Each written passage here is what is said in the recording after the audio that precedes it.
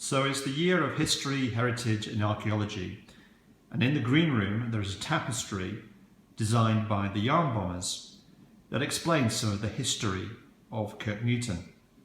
And you can come into the Green Room at any time to have a look at this. But we thought we'd give you a flavour on video today.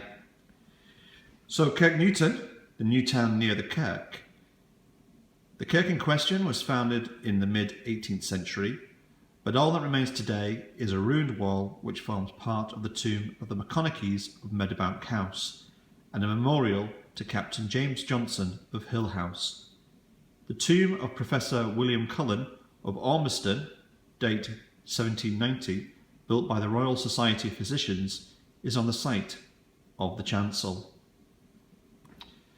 There were once smithies, weavers and even a hemp yard in the village, as well as a sawmill, and there's been a post office in Kirknewton since 1827. The focus for community life was the village hall, holding everything from political meetings to silent pictures. At one time, the great social event of the year was the Kirknewton Play, an annual pageant eventually replaced by the Kirknewton Gymnastic Games, including a pig race for ladies. The games ceased for the war, and in 1928 the Kirknewton Gala Day was established. Kirknewton House, originally Meadowbank House, was built by famous architect William Playfair in 1835 for the McConaughey's, currently occupied by descendant Charles Wellwood.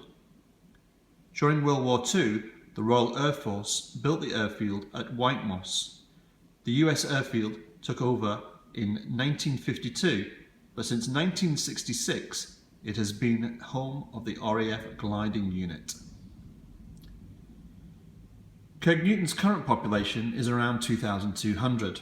The village was transformed by the oil shale industry in the 1860s.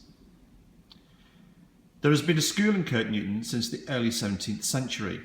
It was held in the old schoolhouse next to the church, but from 1845 it was held in what is now the church hall. The current school was built in 1928.